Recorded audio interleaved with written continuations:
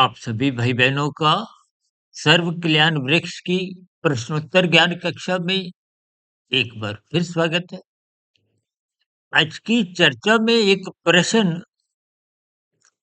84 लाख प्रकार की योनियों को लेकर पूछा गया और पूछने वाले ने बहुत ही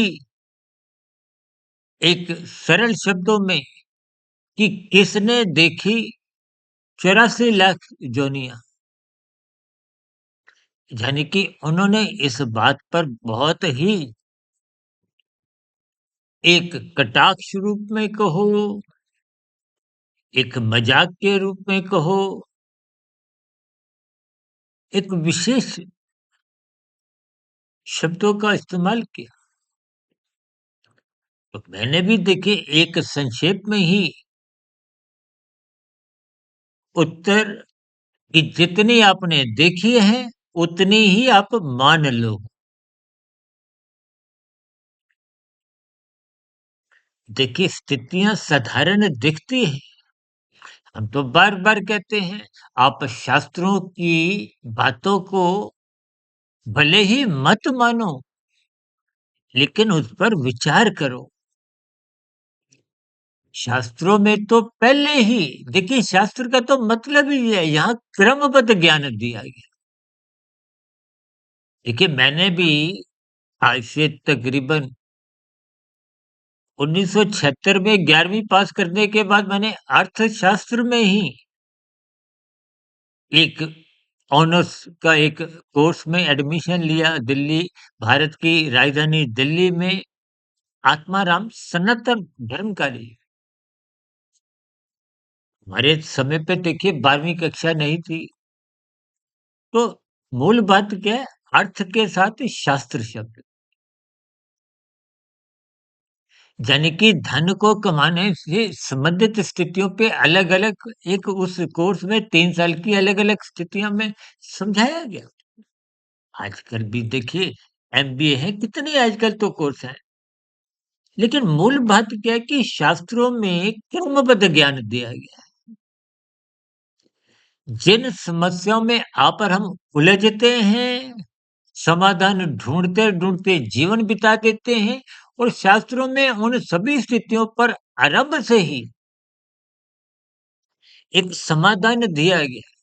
शास्त्र बार-बार कहते हैं तमोगुण, रजोगुण दोनों गुण बाँधते हैं और बंधन कभी भी सुखदायी नहीं होता, दुःख देता है। हालाँकि रजोगुण आंशिक सुख देता है। आप और हम संसार में जो उलझते हैं, फिसलते हैं, यदि उसमें सुख होता ही नहीं, तो आप और हम फिसलते भी नहीं। देखिए, ये जो 84 लाख प्रकार की योनियाँ हैं, शास्त्रों में 20 लाख वनस्पति योनियाँ हैं। ये बेचारी चल फिर भी नहीं सकती। पेड़-पौधे ये जहाँ हैं वहीं रहते हैं। इनका अभिप्राय क्या?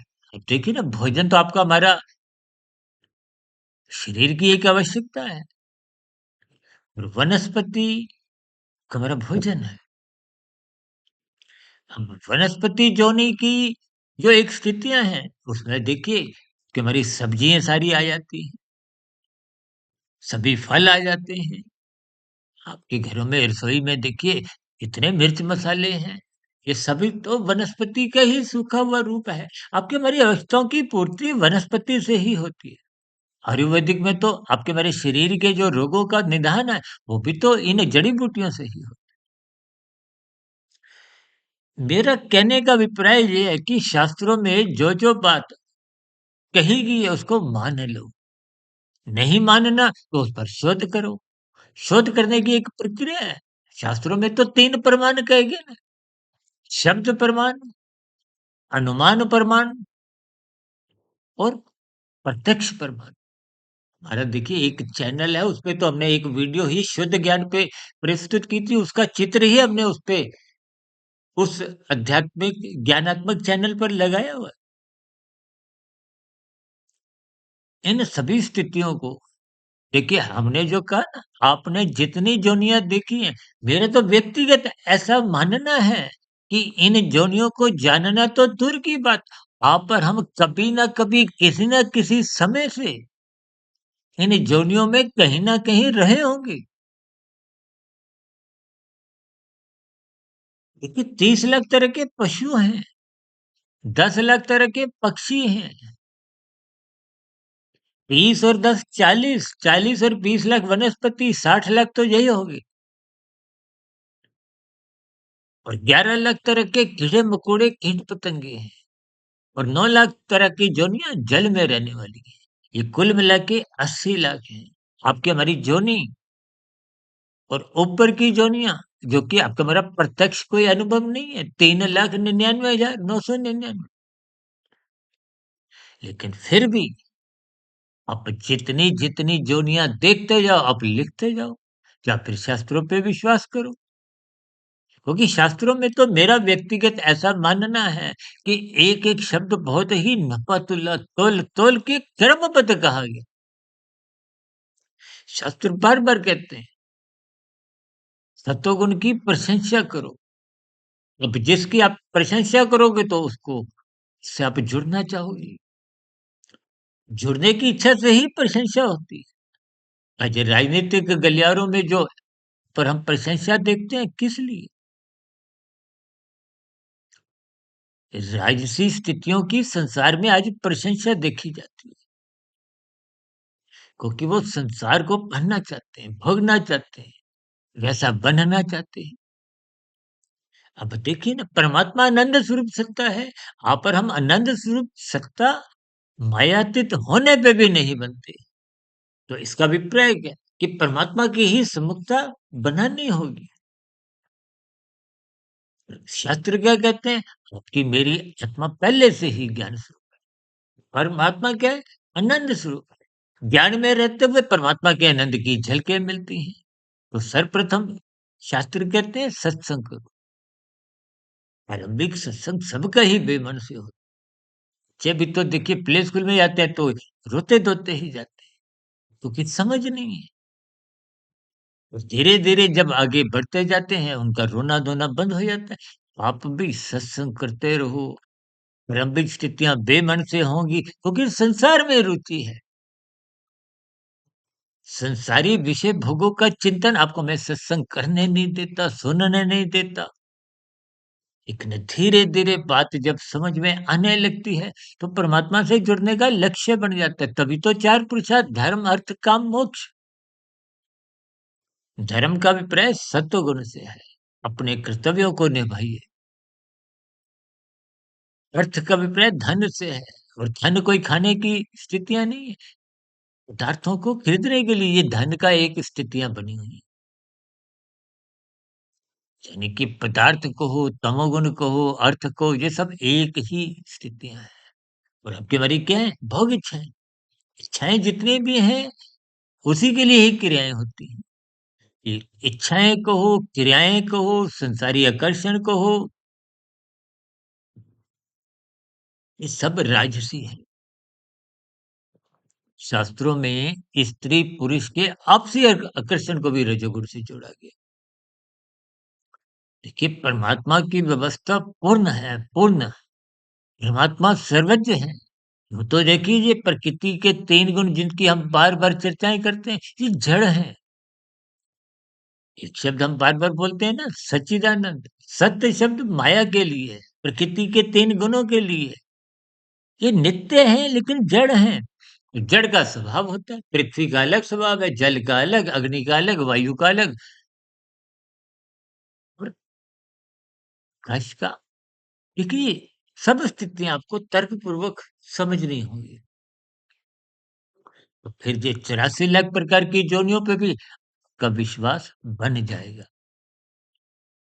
कि जो संसार में एक बात और बोली जाती है कि इंसान योनि के बाद फिर 84 लाख योनियों में भटकना पड़ता है, ऐसा भी भ्रम के अलावा और कुछ नहीं है। क्योंकि कर्मफल सिद्धांत, आप मनुष्य जीवन में जैसा-जैसा बनाते हो, उसके आधार पे ही अगली योनि का निर्धारण होता है। और ये योनि जो आपको हमें मिली हुई है, कि किसी निमित्त मात्र कारण से मृत्यु हो जाती है। तकनीकी रूप से यूँ समझिए कि आपका मेरा प्रारब्ध है, जाति, आयु, भोग।